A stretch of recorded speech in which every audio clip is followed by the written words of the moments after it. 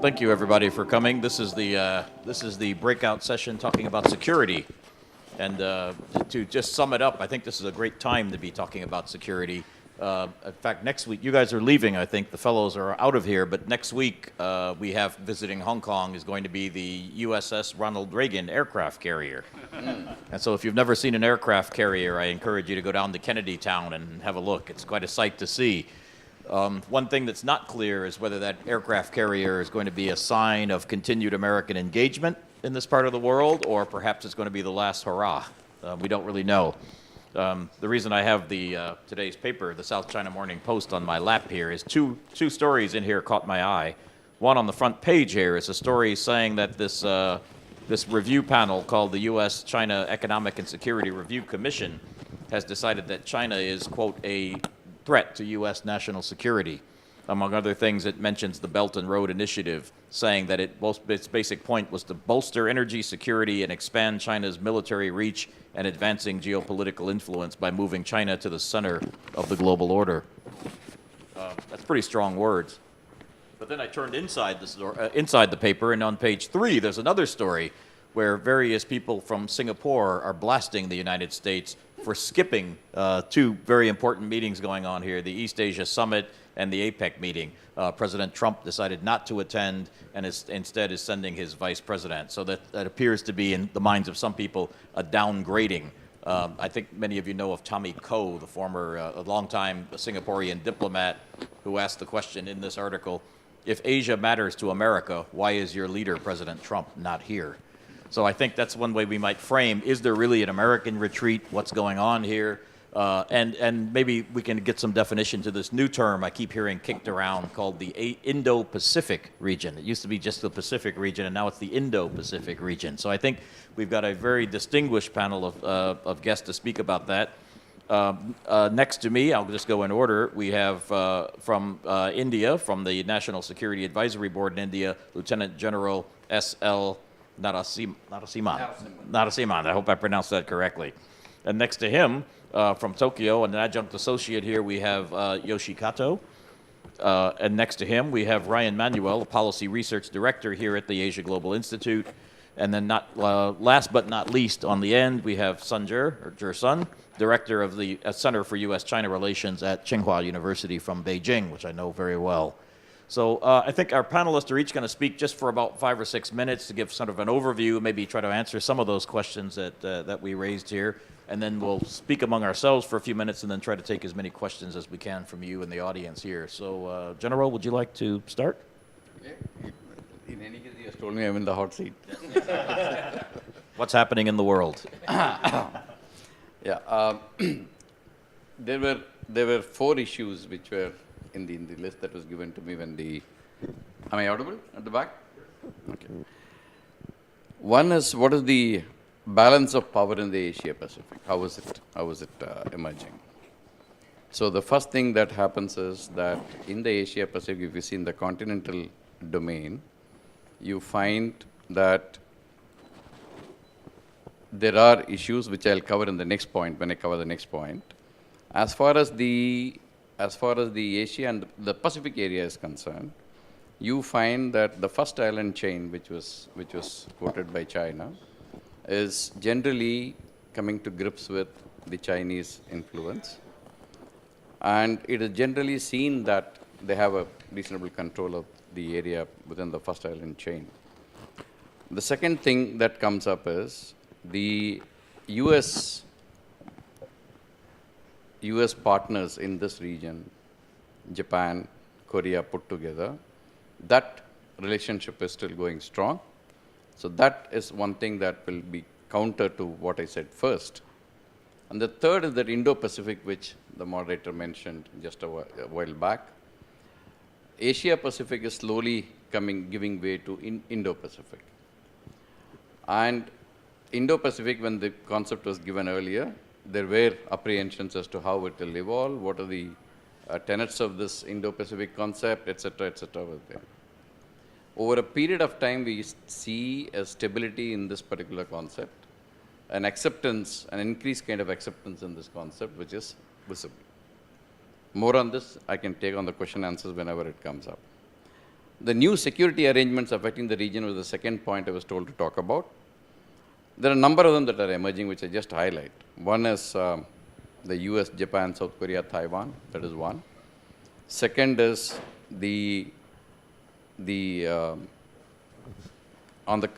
second is the South China Sea, wherein you find I would say a convergence of interest in terms of UK, US, and France. You see them doing these FONOPs in the South China Sea. On the continental domain, also in the sea domain, you have the anti-piracy issues that are dominating this area of Indo-Pacific.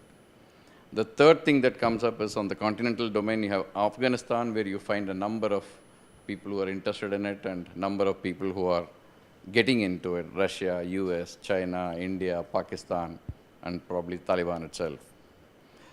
Then you find BRICS and SCO. Initially, though they started on a non-security mode, slowly and steadily you find certain amount of security-related issues coming into these organizations. So this is the interplay of all these particular organizations is something which actually accentuates this particular thing. Third point was, how is it affecting this region? First thing I would like to say is that the ASEAN centrality is coming into increased focus.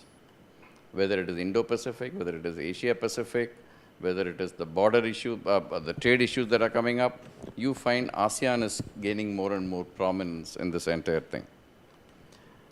Also, on the continental domain, you have the Central Asian republics, which are also coming into focus with respect to One Belt, One Road and other issues that are coming up. So it's an interplay of all this. And Korean Peninsula, you know what is happening. You know the talks that took place between the US and North Korea. You know the interplay between North Korea and South Korea, the issues related to Japan and North Korea. It's a difficult kind of a situation in the Korean Peninsula. American pullback is slowly visible, and you find the Japanese Navy more active, getting increasingly active in the South China Sea. You found Izumo coming in first, then Kaga is coming up, the aircraft carriers. They are slowly moving out from their ports. What one feels is that as far as Indo-Pacific is concerned, you find Indian Ocean will see more players in the near future.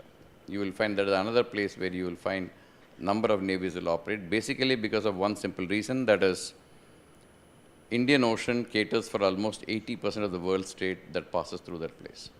So you need to have players in it, and so I'm sure a number of them will be coming into this.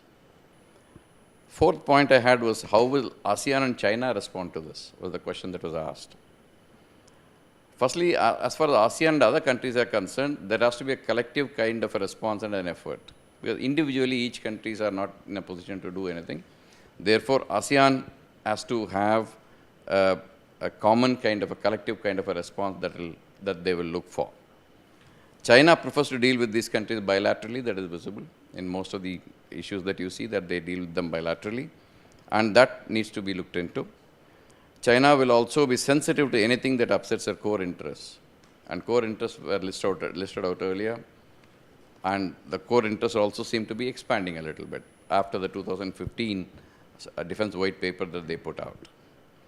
And the last point I had was, how can the region balance geo-economic and security concerns? To that, we need to know first what are the geo-economic concerns.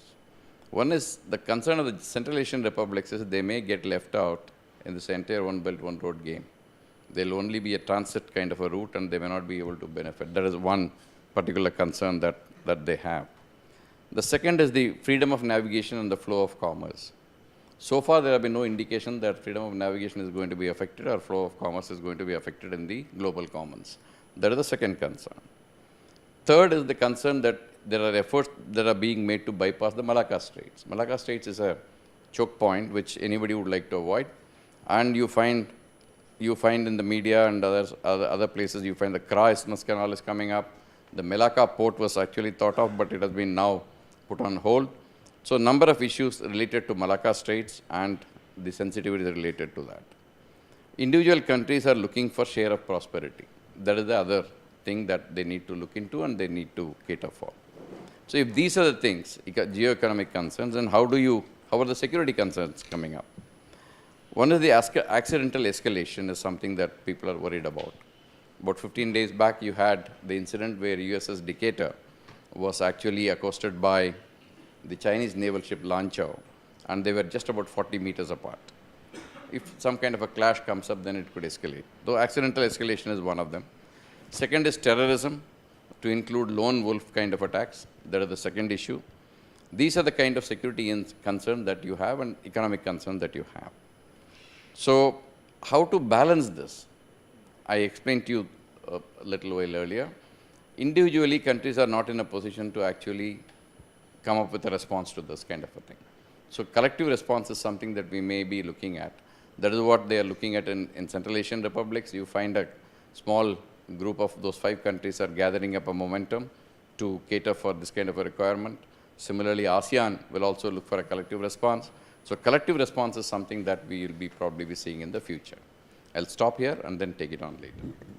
Thank you. Before you move on, maybe I could just ask one question here. It seems that every time that U.S.-China relations are going badly, U.S. administrations turn to India. Do you think they're playing the India card? No, I think that is not the India card that they are trying to play up.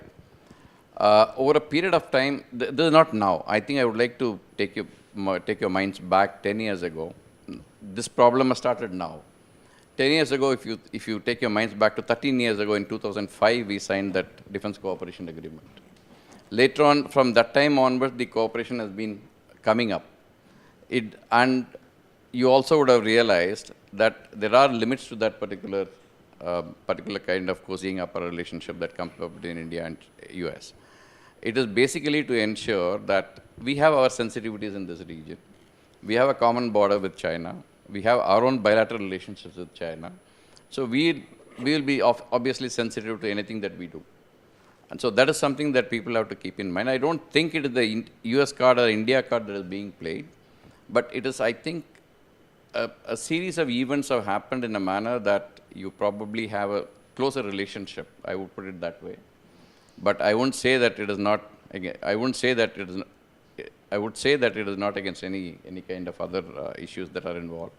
It's a relationship that is developing, and everybody realizes in this all. I am sure anybody who has seen this U.S. relations with not only India, with any other country, they all have their ups and downs. Even U.S.-China relations have got ups and downs. And after a while, they go back to normal and then try to take things up. So hopefully, good relations with both China, India, and U.S. will continue. And let's see better times. Well, thank you. And your presentation was exactly 6 minutes. So that was military efficiency. Yeah. Yoshi, the Prime Minister, the leader of the world who tried to get closest to President Trump, I think, was Prime Minister Abe. I think he was in Mar-a-Lago. I think he was the first one down there. So the Japanese must have some insights into what's going on. Tell us. Yeah, thank you, Kate. I think now the leadership matters. Personal relationship between leaders. Trump, Xi Jinping, Shinzo Abe. It's really important to stabilize the regional stability. So it's really important. And I think maybe from Japanese perspective, I'm trying to talk about maybe 3 things, my concern and some implication of trade war for the security issue, and finally, what can Japan do? And first of all, I think the security landscape in this region, Asia-Pacific, is changing dramatically. But this is not accidentally, but more like strategic, structural. So now we are witnessing a trade war between Japan, China and the United States, but it is not just happening on trade, deficit or something like that, but more like strategic China's intention, maybe back to the future or something like that. So I think it's dramatically changing. And I think 2 indicators are affecting this changing. I think one is the rise of China. The rise of China. This is, enormous event in this century and the biggest impact, but a bit uncertain, implication for future security surroundings. And this is one thing. And this, I think, this is a long-term trend. Unless something bad happens. And the second one, I think the United States, maybe some reluctance or disengagement to regional leadership or strong commitment based on rule and value based multilateralism, a lot of panelists talked about. So, but now, Xi Jinping is standing up to initiate the new leadership in this region, emphasis on multilateralism, free trade system, the economic globalization. But the problem is, how would it be shaped? is this similar with what we are familiar with, the so-called multilateralism or rule and value-based system that since the World War II? Let's see. Still we need to wait and see. So it's a question. And in terms of Japan's maybe security concerns, I think three things and maybe would affect Japan's fundamental security surroundings. One is Korean Peninsula. I think this is a geostrategic concern from China. The second, the Taiwan Strait issue, core interests of China. The third and thirdly, East China Sea and South China Sea issue. And maybe this one would be the expansive somehow ambitions of China. So particularly Japanese knows how previously China was big, strong, and maybe it's a kind of China centralism. So what would be the real intention of China's rise, China's expansionism? What's the real intention rather than what we are seeing right now? So this is my basic concern. And the implication of the trade war, why security matters, because as I mentioned, it is not just happening on trade dimension, but more strategic rivalry. A lot of panelists talked about today. So I think one implication would be the decline of reliable leadership and institutional integration and mutually beneficial trust and confidence mechanism. And if this is in decline, I think some security vacuum, power vacuum, would be happen, and it can be very dangerous because now we are witnessing something like the institutionalization of the regionalism. So this is going to be a kind of dangerous situation. So I think now the trade war between China and the United States are happening dramatically, but it's happening between the two major powers in the Asia Pacific. So I'm really worrying about if this trade war escalated. I am not so optimistic. If escalated, it would undermine the basic stability in the region. And like Jan Bremer, Eurasia Group said that G0, a lack of leadership. Who leads this region? I think we need some leadership. We don't have to need that kind of hegemon or hegemon stability theory. We don't like that. But now we still need some leadership, or whatever, based on that kind of leadership or institutionalized leadership. So I think we should not ignore the implication of the trade war for the security issues. And finally, I think what can Japan or should Japan do? I think basically three things. First, in order to stabilize this region, three things I think. First of all, well-managed relation with the United States and China, respectively and simultaneously. Respectively and simultaneously. This is what Japan should do as a third largest economy in the world. And I think this is what we can do. And I believe Shinzo Abe, our Prime Minister, the latest visit to Beijing, and very good personal relation with Trump. I think this is kind of his effort, to stabilize the region. The second point, I think initiating the existing or upcoming regional institutionalization, like Tanaka-san pointed out, RCEP, TPP, maybe we can find some mixed version. But I think we still need this kind of mechanism. TPP is a kind of the highest standard, not only the economic or trade, but more like value and rule-based institutionalization in this region. And maybe we can try to combine some wisdom from APEC previous experiences, RCEP, ASEAN plus 6, and TPP. Now the United States is dropping out, but I truly believe in the future, the United States will be back and China will be joining in the future. I truly believe. This is the second point. So that's why now, TPP 11, Japan, now it's the time to exercise the leadership.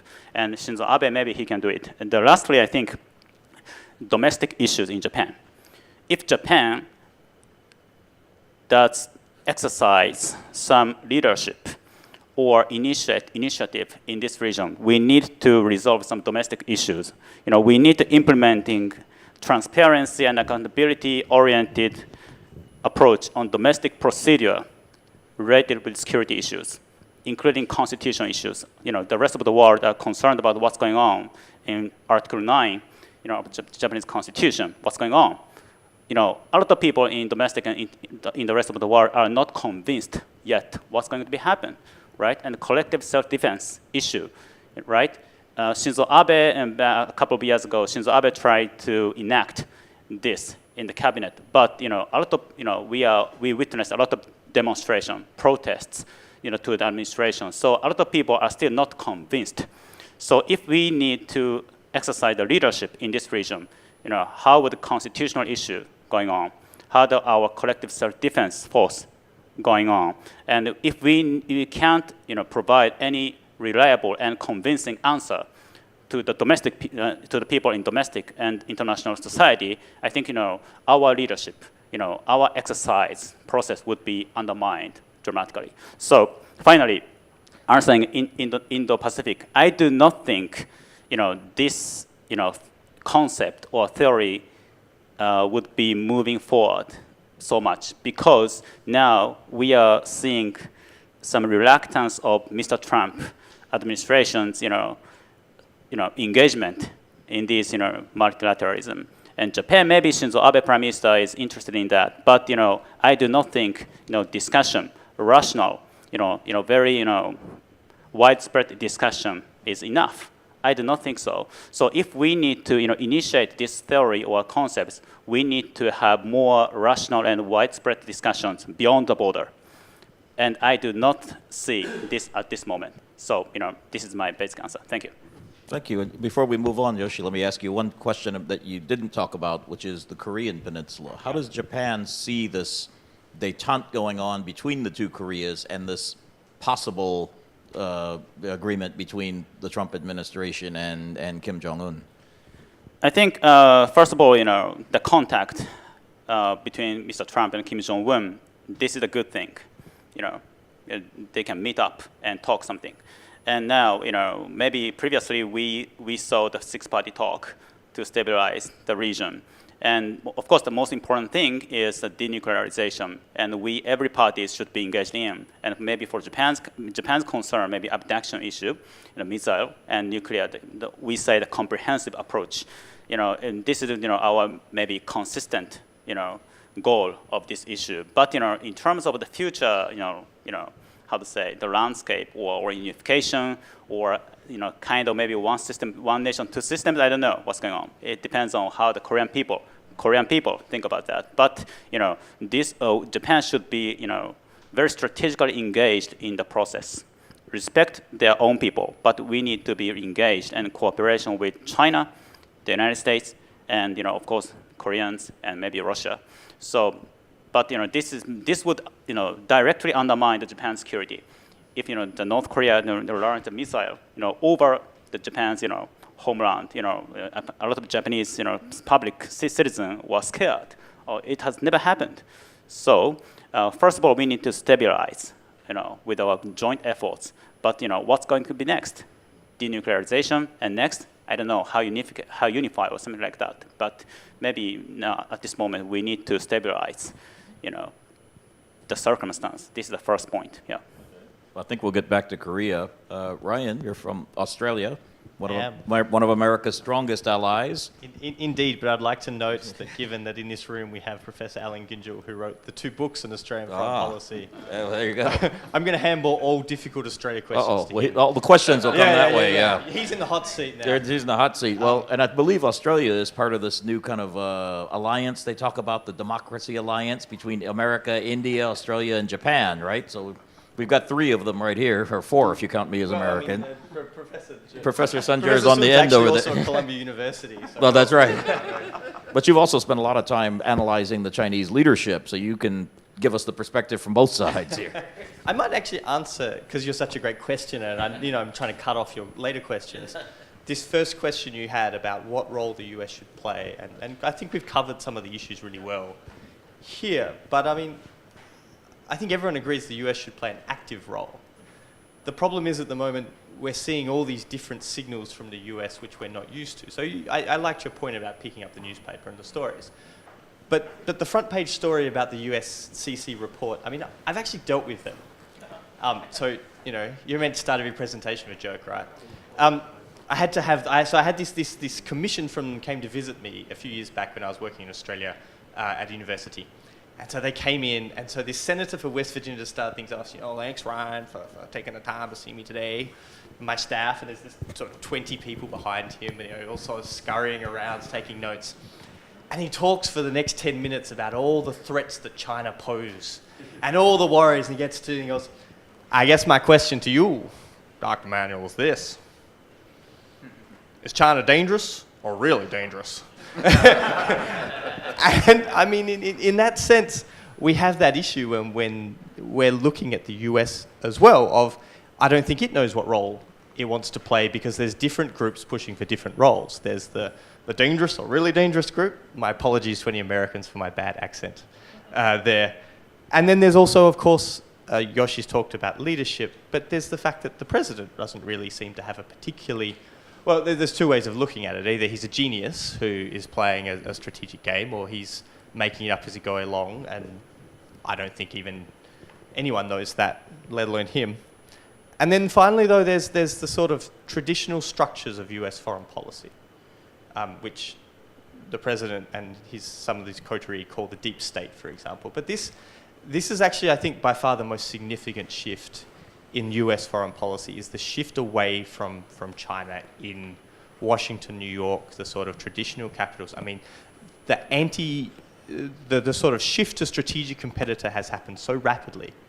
I mean, it really is at maybe 2015, 2016, where you have Hank Paulson coming out and talking about, Hank Paulson coming out and talking about the strategic worries and sounding like he's the senator from West Virginia. It's happened very rapidly. And so this sort of role the US should play, I don't know how much, I guess what I fear is that the region gets dragged into the US's fight about what role it should play. And in that sense, I think Australia is a very interesting test case.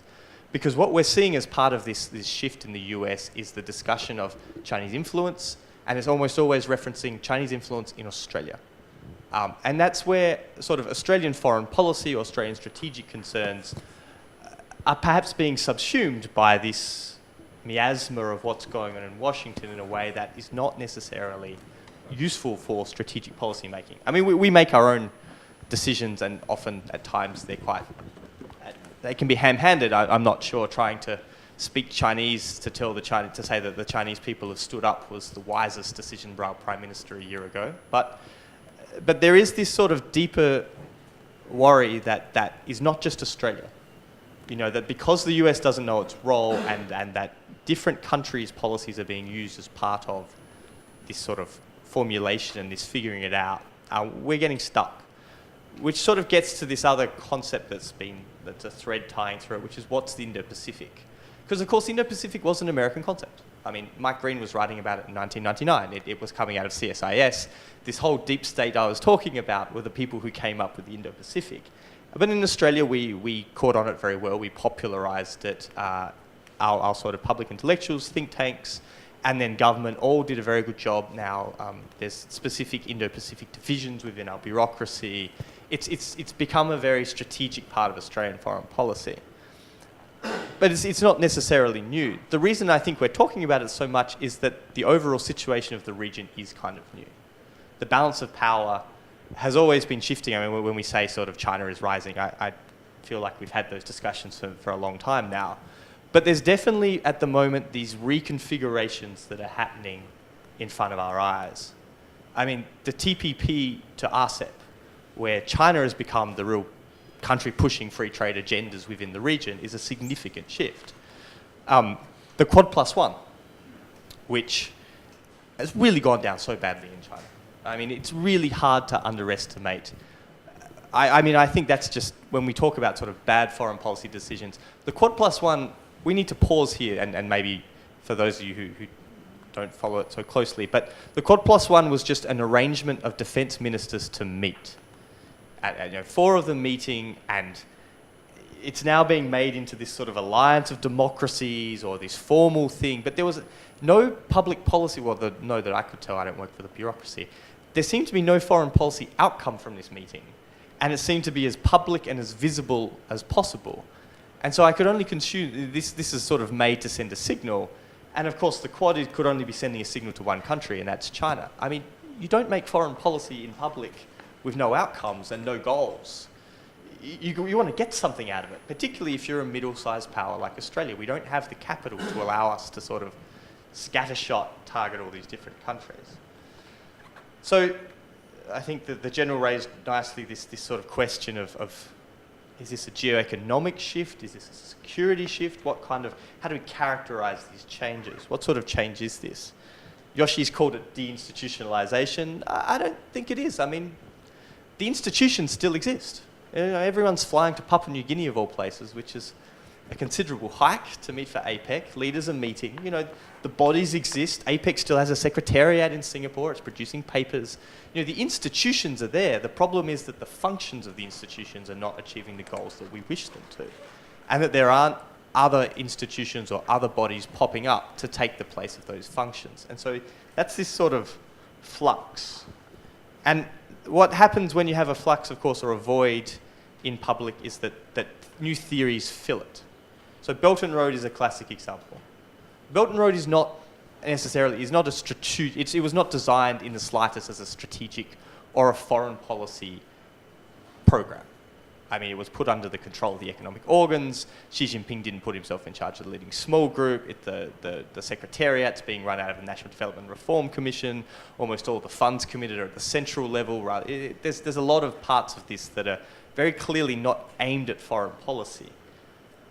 But in return, what we have is this argument where Belt and Road is seen as China's foreign policy by very senior people, very important people. China's foreign policy is the Belt and Road. It was put in the constitution. You said, well, actually the Belt and Road seems to be more a geoeconomic and an economic policy, and the foreign policy put in the constitution a year or so ago is the community of shared destiny, which is a completely different concept.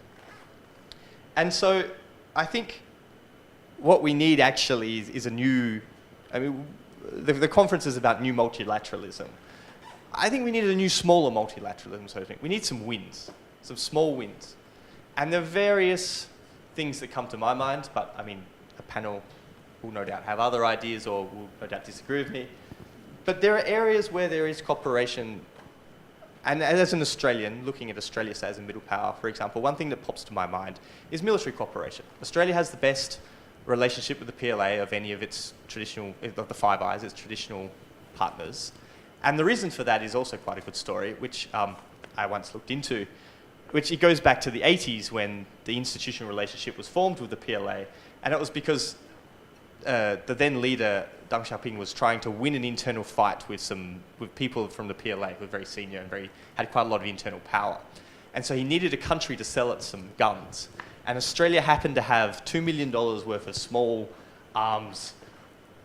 The way it was described to me was lying around, but that might just be the Australian vernacular rather than what was actually happening. But so Australia sold them $2 million in arms, and in return, it has, frankly, far better access to the PLA than the US, a much more powerful, influential country. And so this is just an example of these sorts of small areas of cooperation. But we also have to sort of address the cliche here is the elephant in the room, but I don't know if it quite works with China, the dragon in the room, something horrible like that. Which is that none of this is going to work in the current climate where China is being demonized. And not demonized necessarily for its actions or its conduct, but this idea of everything being a united front, a Chinese strategy, it's all strategic, it's this wily game.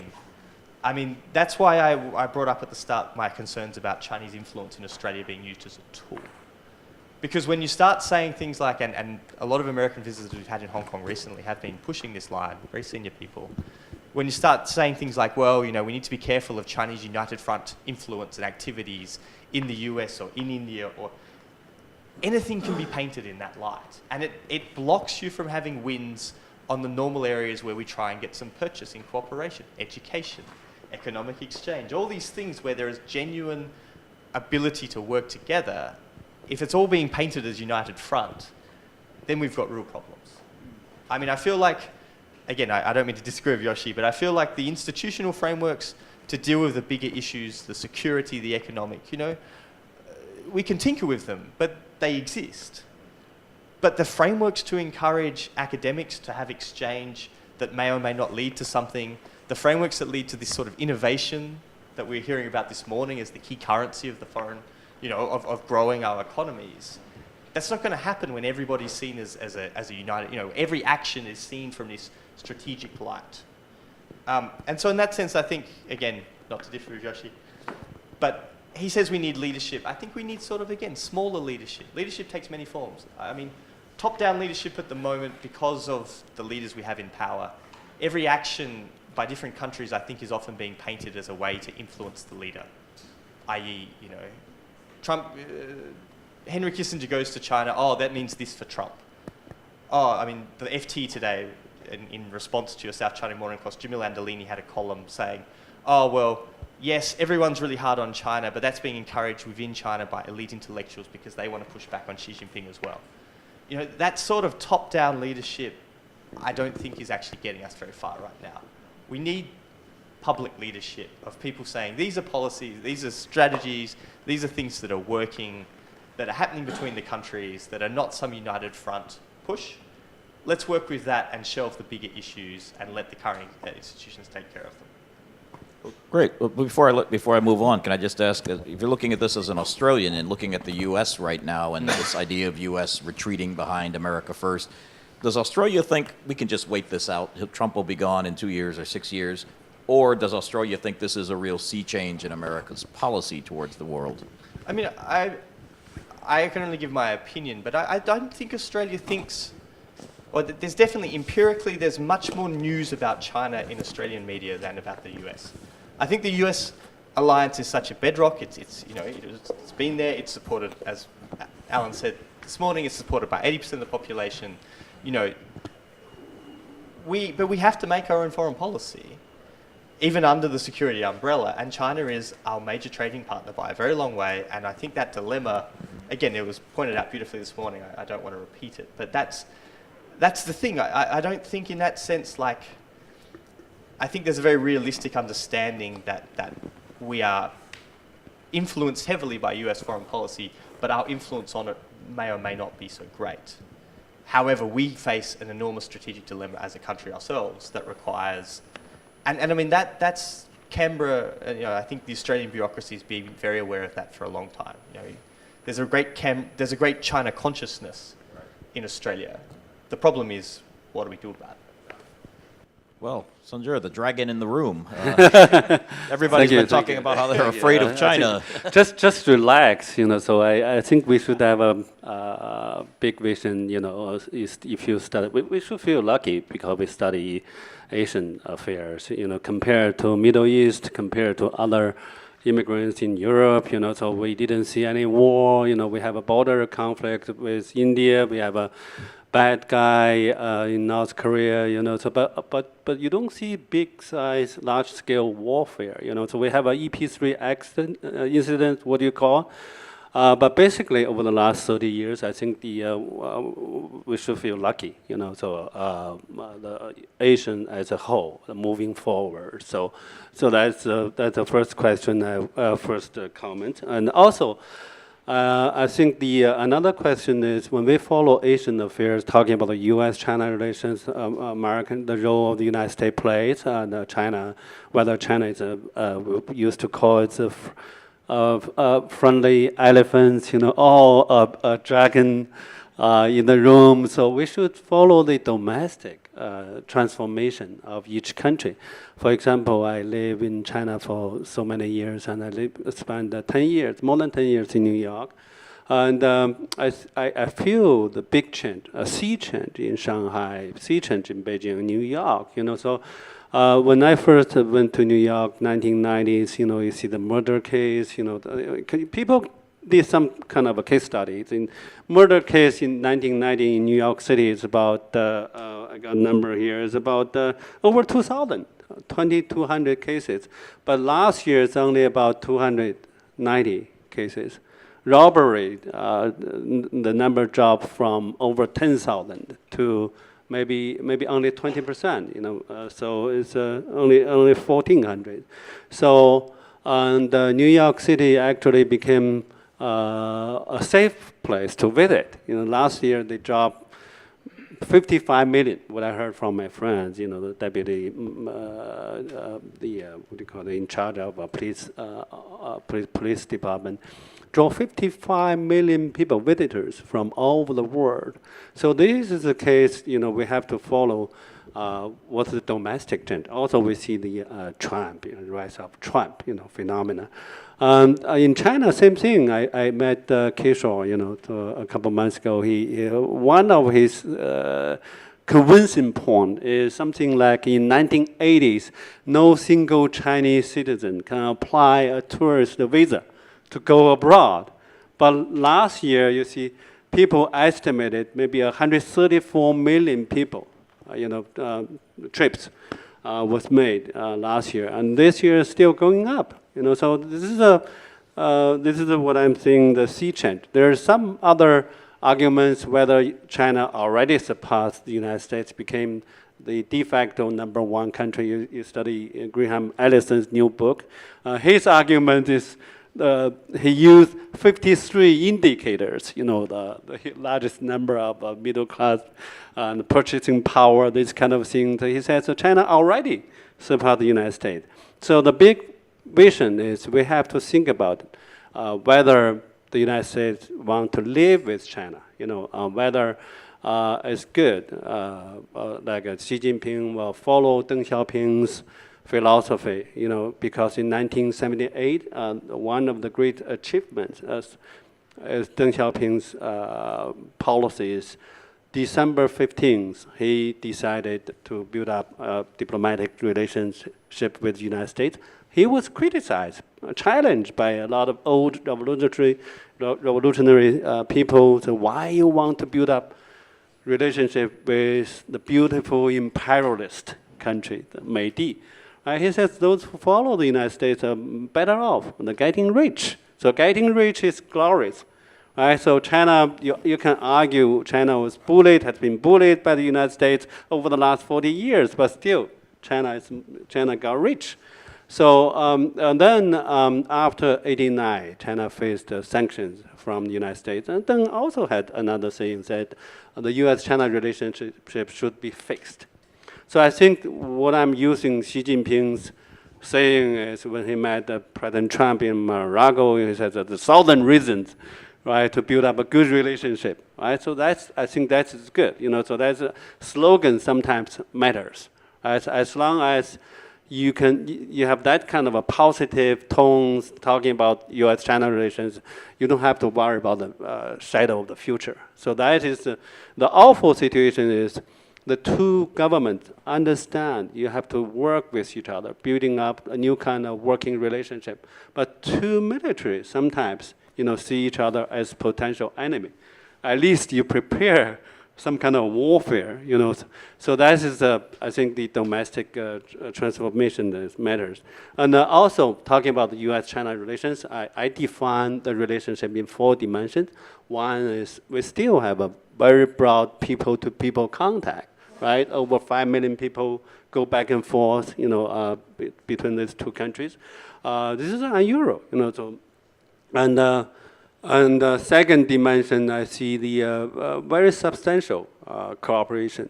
Still we signed a lot of treaties and with companies working together. Private enterprises still continue trying to invest in the States, and also FDR, China draw some FDR from the state. So I think this is a substantial cooperation. Third dimension is competition. We know Huawei is competing with iPhone. Huawei is competing. It has maybe larger market share in Africa, in Asia. So this is and also military competition and diplomatic competition in Asian countries, trying to win hearts and minds of these people. So that is the last dimension I define. We used to call limited confrontation, but now I'm afraid of expanded confrontation, South China Sea, arms sales to Taiwan. So I think the tricky part is how do you build up some kind of a great walls to isolate this crisis, handle this crisis, and work out some kind of way out solutions. And what I see is the United States government trying to tighten the students' visa issues, have new policy. now allowing Chinese scholars, students to visit sensitive labs. So I see the spillover effect. So because of the trade war, because of the South China Sea, so then you see the shrinking of people-to-people exchange program. That's really what I worry about it. So I think these my basic judgment is, I think talking about the regional cooperation, I think China is still very active. So when the United States made announcements coming back to Asia, rebalancing Asia, something like my friends told me, oh, we have a lunch or dinner on this table, the United States want to join us, want to come back. So we work out some kind of a strategy towards go west. So that is the Belt Road, where the Belt Road strategy initiative come from. We don't want to have some kind of a direct confrontation with the United States. So that is, I think, people have different opinions on whether this generation of leadership is too aggressive. But I think my hunch is Xi Jinping and his people, they don't want to have a confrontation with the United States. So I hope we can at least have some kind of a technical deal in November. Might not be a great compromise, but at least we can cease the fire for a while. And Sanjay, could I just follow up? Would you say that this new U.S.-China Economic and Security Review Commission is wrong when it says the Belt and Road Initiative is really to extend China's military and geopolitical reach? Are they incorrect? I know that commission very well, and I think there's a different opinion, because if you study the American attitudes on the Belt Road, and government officials, especially, they used to be, they don't understand, how much money actually invest in those countries, the leadership, talking about the leading group, whether you have a leading group, but now they have several concerns. This kind of a Chinese expansion, even when some of the Chinese leaders, scholars talking about we should expand this initiative to Latin America, so some of the American politicians are so worried, you're coming back to our backyard, this kind of thing. So that is the politicians have one attitude, but media and you ask general public, nobody knows probably. And I don't see any bankable project yet. So if the United States company already invested over maybe, I don't know, $100 billion US over the last 20 years. And if they couldn't make money, so how can Chinese state-owned enterprises invest and make money? So that is a problem. So a lot of concerns, but it depends on what kind of a report you see. So. Yeah, I think maybe there's a fear just because it's China's initiative. People are worried about it. Just remember when the Asian Investment Bank was formed in Beijing, the Americans immediately said, "Oh no, we don't want to join it." But no, it's I spoke to Jeff Bader about the AIIB, and he asked me a couple of questions. He said, "What kind of a decision-making process you have?" Talking about the democratic decision-making process in the state. If you support one project, you need a hearing process. So whether Chinese government are willing to give visa to these NGOs, to come to Beijing to lobby the AIIB, the headquarter people, because the head is Chinese, right? So whether you want the labor, some other environmental group to come. So whether you make political decisions, for example, if China had a bad relationship with Philippines at that time, Vietnam sometimes, India sometimes. If India wants to build up a project, whether you can get money from AIIB, so this is some kind of an investment. They're afraid Chinese government will use that as a bonus, right? So that's their concern. Yeah. Before we open it for questions here, let me just ask everybody in kind of a lightning round here. This is a conference focused on security, so I'll start with you, and I want everybody to answer just one question. Sanjay was correct. There has been peace in Asia pretty much.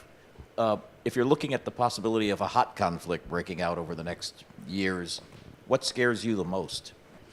Firstly, I get a feeling that this hot conflict itself is a little outdated concept as of now.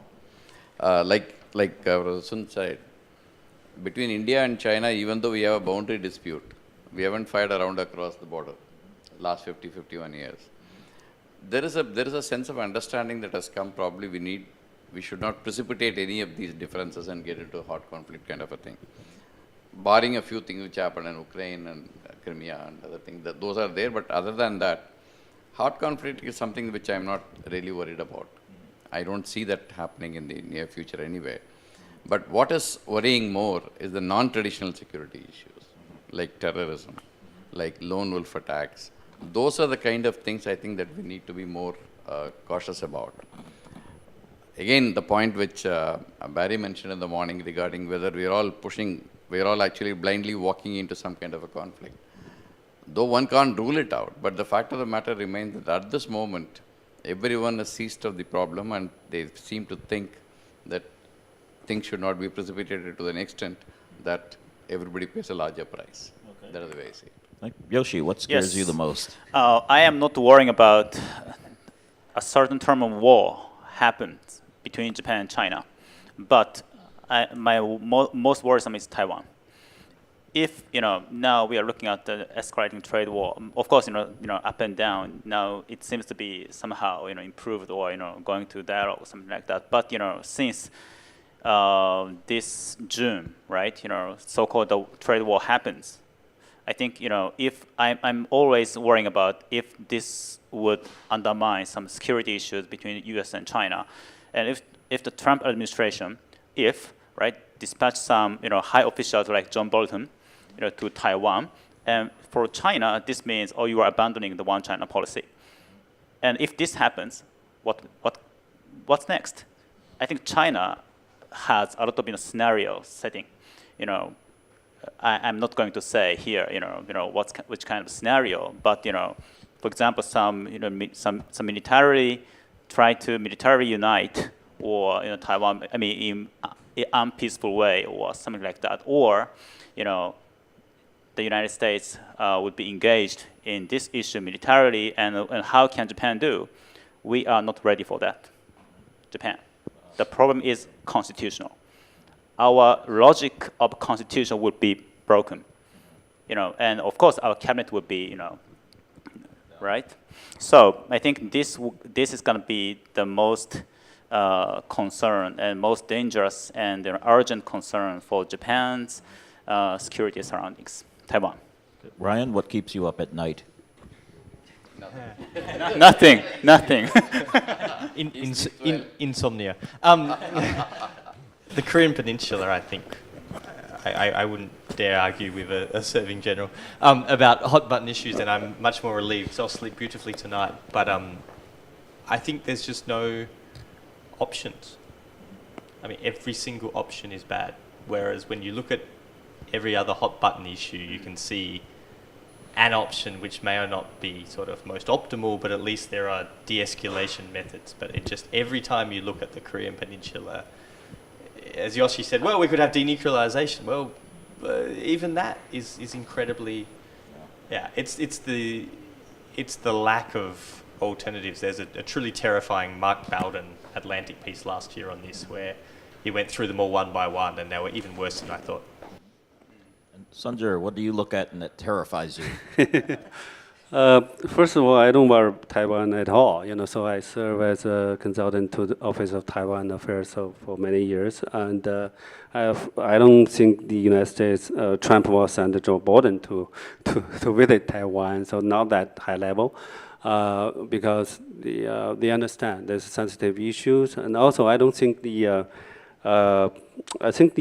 I think the mainland China has still want to merge Taiwan, enmesh Taiwan, have some kind of build up some kind of dialogue system, China with DPP people, and trying to emphasize what we call three middles and one 三中一轻, emphasize to work with southern southern people live in southern Taiwan, middle and small size entrepreneurs and something like middle and middle class.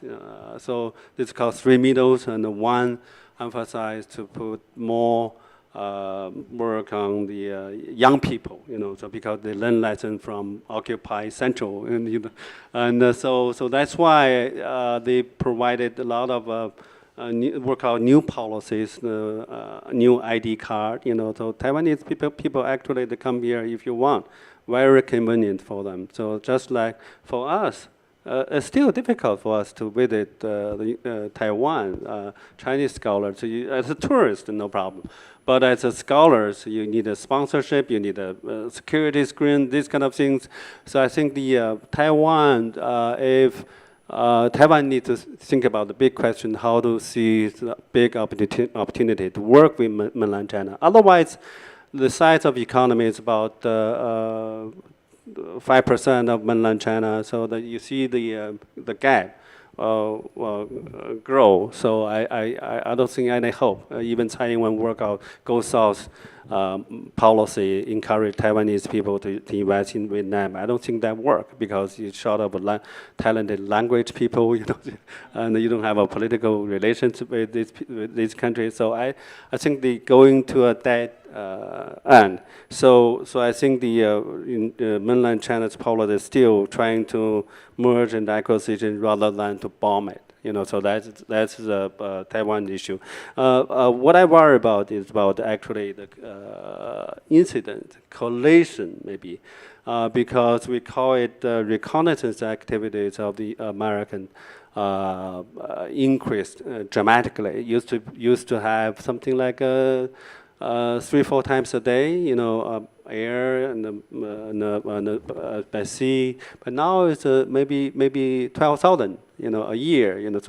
So this is something like 1,200. So this is something like you see more this kind of the get into the 12 nautical miles. So some of the Chinese soldiers, they are not afraid to have this kind of a collision with the American ships. So because what I heard is that the Chinese ship is more modern, like a racing car, with old, the old Chevrolet. So you have a faster, you have a new program. So the American ship sometimes it just cannot catch it. So that is something dramatic change. So I'm afraid. If you have people die, then how do you work out? Don't escalate the crisis. I actually was going to say the same thing. I was going to vote at the end. We had terrorism, war over Taiwan, Korean Peninsula denuclearization. I was going to say an accidental collision in the South China Sea because you got a lot of planes and ships in a limited space. Audience, yes, sir. One and then two. We have microphones here. Hi everyone, I'm Amit Vanchu, Asia Global Fellow 2018. My question is to all the panelists about two things. One, as you talked about Belt and Road Initiative, and it's going through some areas which are really facing a lot of terrorism at the moment in the world. So do we see Belt and Road Initiative as a road wherein trade will fight terrorism, or it will facilitate terrorism by connecting these people easily and giving them funding? Number two, ISIS we are seeing in Syria is losing ground, and you are having so many terrorists from different countries. Even they belong to Indonesia, Malaysia, part of Philippines.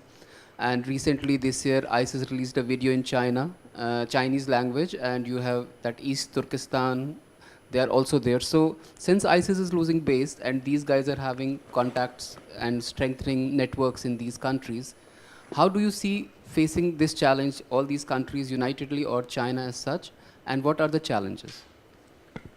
Who wants to go first? I'll start on the first one, just because, I looked at Belt and Road for a little while quite carefully, and again, I have to tell you a story. So the one Belt and Road investment quite early on that went through was in Pakistan. It was a dam.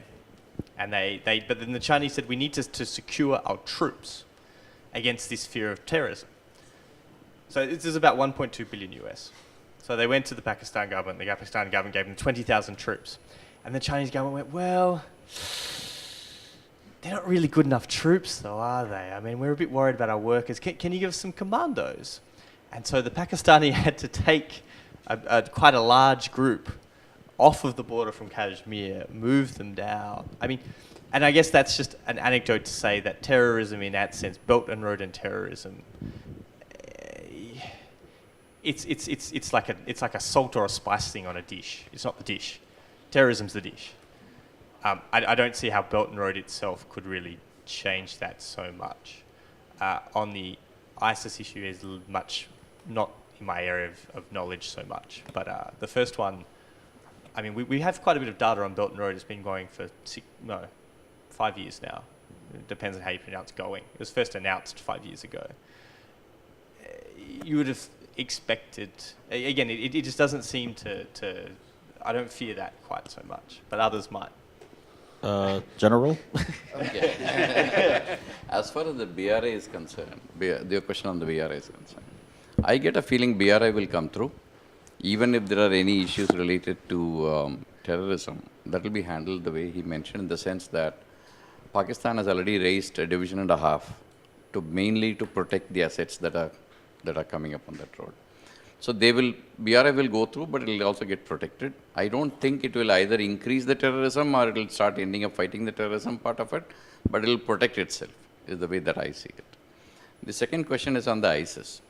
Now, ISIS is losing ground as a known fact. So the implications of that are seen in rest of in a few more areas. One such area is Afghanistan. In the southern Nangarhar district area, you find the ISIS people coming in and having there. But the problem is that ISIS is also getting fought by the Taliban. So the dynamics are actually different as far as ISIS is concerned. The area from which these people have gone are also not in the region in which you and I exist.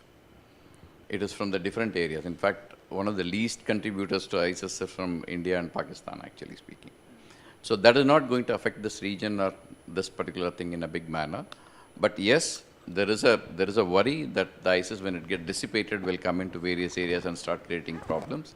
I think the governments are already aware of it, and they're taking the necessary requirement actions on that. Good answers. We'll have one here. I'm a professor at the business school here, so asking as a non-expert. But I had a few questions relating to some of your views on some existing intra-Asian structures. And the first quick question for General Narasimhan is about India's membership to the Shanghai Cooperation Organization, which Pakistan's also part of. And I was curious about your frank thoughts and feelings and hopes about that membership. And the second question is for everyone. And by the way, I really liked your West Virginian impersonation, Manuel, Mr. Manuel. My apologies. No, loved it. And the second question relates to everyone's thoughts about the Eastern Economic Forum that was hosted in Vladivostok this summer, which on the surface kind of looks like Putin's poor man's Davos, but a friend of mine who claims to be the only English person in attendance who actually is C-suite level at a major Chinese firm, said that he was there and there was an incredible amount of deal making, he claims, between top captains of industry from Japan, South Korea, China, as well as Russia, as well as, of course, the 4 leaders of the countries attending there. So I suppose for these two relatively new, relatively speaking, intra-Asian organizations, what your ratings are, because I'm an empiricist, first in terms of relative importance, and then 2 in terms of your optimism, kind of weighting towards its relative success. Starting with the Shanghai Cooperation Organization. First question is on the Shanghai Cooperation Organization. It is an organization in which we have been interested in since 2004, if I remember correctly. We became the observers around that time, and we have become members this year when the Shanghai Cooperation Organization met. The issue is this, that basic thing is that it is an organization which has got implications in this region. And being a part of that particular organization helps us to shape the kind of thing that we need to look at. So that is the way I would look at it. There have been reports that probably they'll play some other role in mediating, etc., etc. I don't see them happening. Those are extraneous to Shanghai Cooperation Organization. And I think we'll play a constructive role in this whole thing. And probably this organization is one of the organizations that is actually growing in stature, if you see it. When they started with the first exercise in 2002 onwards, they have been going steadily, and over a period of time, they've been doing all kinds of exercises, etc. Though it came on a different format when it came as Shanghai 5. Then it became a Shanghai Cooperation Organization. All the same, the basic thing that we are looking at is playing a constructive role in this organization, and with no extraneous kind of other issues involved in this. The second question is on the European Economic Forum, the Eastern Economic Forum. But this again has got its roots in the earlier format in which Russians had proposed the Eurasian Economic Union. EEU is what they used to call it. And they didn't have the wherewithal to push it, push the agenda. And that is one of the reasons why they had also came as part of this BRA, etc., because they didn't have the wherewithal to push it. If you also recollect when Mr. Mahathir Mohamad went to Japan, he also mentioned about a Eastern Economic Forum or something like that he mentioned at that time to start. That was also another old format which he was trying to revive. So the basic thing that is happening is that these are the forums that are coming into existence as economic forums where people can interact and then invest in areas which they are looking at. And these give an opportunity for people to pool in the resources. Otherwise, if you see each country doing something different, does not gather the kind of traction that it needs. You need people to come in so that it can be synergized and then put into some kind of proper use. I think that is the way I would like to see it. But Eastern Economic Forum, you need to wait and watch a little more. This is the first one which was held. Therefore, some events have happened. Let's see how it progresses further, and then we'll be able to take a call on this. And for the second part of that? I think, as mentioned, Shinzo Abe, our Prime Minister, attended the East Economic Forum and met with President Xi Jinping, right? So it's a good thing to communicate with other leaders for Japan. And Far East, this concept always matters for Japan, right? Far East, what happens in Far East, Vladivostok, right? And we have some disputes with Russia on Northern Ireland issue. And we are always watching what's going on between Russia and China. This strategic partnership, and how the economic or security cooperation in this region going on, and it would be affecting the Japan's security concerns and future economic opportunities. If something happened over the Korean Peninsula, Northern Ireland issue, right? So this would be maybe Japan's core interests. That's why it's a great opportunity to watch what's going on in this region. Yes. Well, before I get the next question here, because we've had 4 male panelists and 2 male questioners, does any woman have a question in the audience here? Christina, you better have Any woman, please. Can we get a female voice at all? And if not, there's a bearded man. Oh, there's a woman. All right. We'll break up the testosterone a little. Hi. Thank you for the very inspiring discussion. I'm a Hong Kong U student in politics and economics. So my question is mainly about the Chinese security. So as we can observe from the Chinese movements, for example, its capability of building big aircrafts and those kind of fighter aircrafts to show that it has it can exert a kind of impact into this region. A very classic question about the Chinese policies is that because that the security reasons in China is always a top concern. So including some domestic scholars, that there is a saying that China is now able to seek partners and allies within the region or globally to secure its military power. So my question is that what's the panelists' opinion on the possibility of China to seek an ally or allies in the region or in the world? Thank you. Thanks. Why don't we ask Ryan and Sanjur on that one? Right now North Korea is their only ally, right? North Korea, but China is still afraid to go to encourage the company to invest because of the UN sanction. I have a different opinions with Chinese military people because For certain years, the defense budgets go at probably 11%, 14%. I think that's too much, so because the current defense budget is something like 1/5 of the American defense budget. So we are spending, what do you call it, how much? 150, right? 75 More than, less than that. But anyway, because of a different formula of calculation. No. That is the officially announced budget I'm talking about. Yeah. By the Chinese.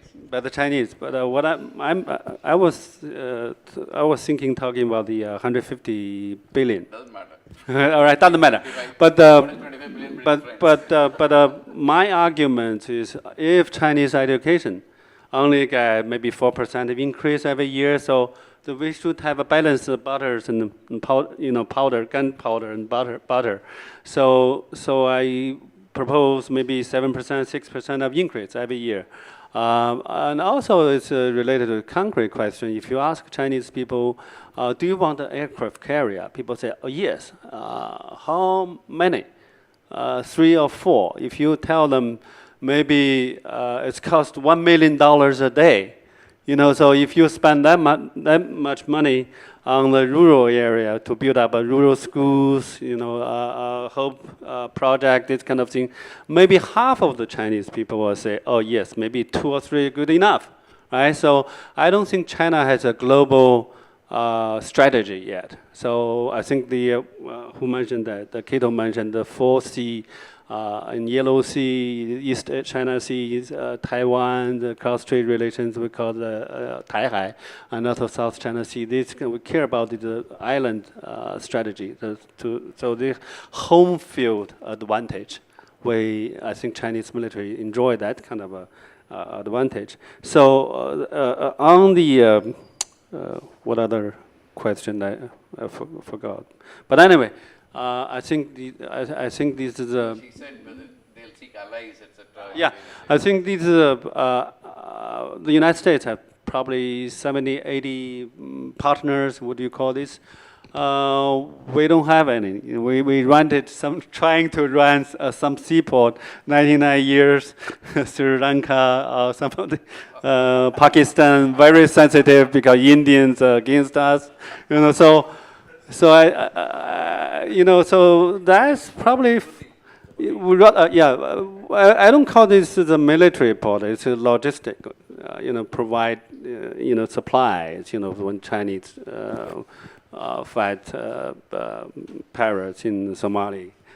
So I see it's a long way to go for China to seek global partnership. So that's one of the advantage the United States has. 5 partners in Asia, right? Ryan? Thanks, Christina. I think it's a really good question because it gets at this problem that China, there's two messages going on at once, and they have the same weighting, so to speak. At the same point you build aircraft carriers, which is not a great way for making friends. You're also talking about the community of shared destiny. Isn't that wonderful? And the community of shared destiny in the Chinese system is constitutional. It's been put in the constitution in the 19th Congress. I mean, surely the region can see that this is a community of shared destiny. And this gets, I think, at one of the things that China struggles with, which is telling its story. I remember 5-6 years back, actually, gosh, I've been working in China too long. In the last administration, so Hu Jintao period, I was at the party school, and they sort of called me in, and they're like, yeah, we really like having you foreigners around. I'm like, thanks, that's really nice, party school. Is it our penetrating insights into Chinese politics? And like, no, that guy, Tony Blair, that guy tells good stories, right? And I'm like, firstly, I'm Australian. I was at Oxford University, so they clearly mistook me for being English. But secondly, there was a lot of effort devoted to this idea of telling one story to get allies, but it hasn't worked. And so I think at heart that this is just perhaps in the too hard basket, and so instead what you see is, as Professor here noted nicely, it becomes about domestic issues, i.e. do we care? And where does the foreign policy sit within domestic decision making? Low. You know, sure, it's been bumped up under the second administration of Xi Jinping. So you know now you've got a sort of foreign affairs professional on the Politburo. But there's always been much greater military influence, much greater sort of domestic concerns in all Chinese foreign policy making. And I think often we overestimate just how much Chinese leaders care about foreign policy. The only estimate I ever got was from somebody who worked in the general office, who we interviewed once, and they said, we said, how much of your time do you spend on foreign policy? They say, we spend so much time on foreign policy at the moment. I'm like, I'm a bit thick. Give me a number. They said, look, this week was definitely 10%. It was a big week. You're sort of going 10%. In other countries, it's much, much higher than that. So yeah, I think they may want allies, but they want a lot of things. And the other things they want probably supersede the want for allies.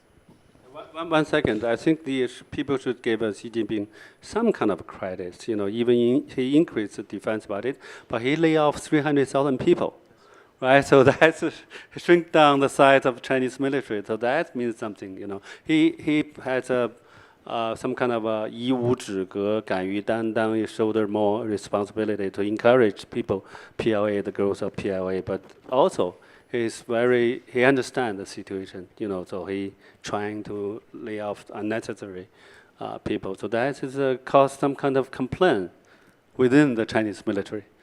Well, we've gone over our time now, so I think we should wrap up here. But I would like to thank General Narasimhan, Professor Yoshikazu Kato, Dr. Ryan Manuel, Professor Sunjur. Thank you. Thank you for helping us all go to sleep well at night.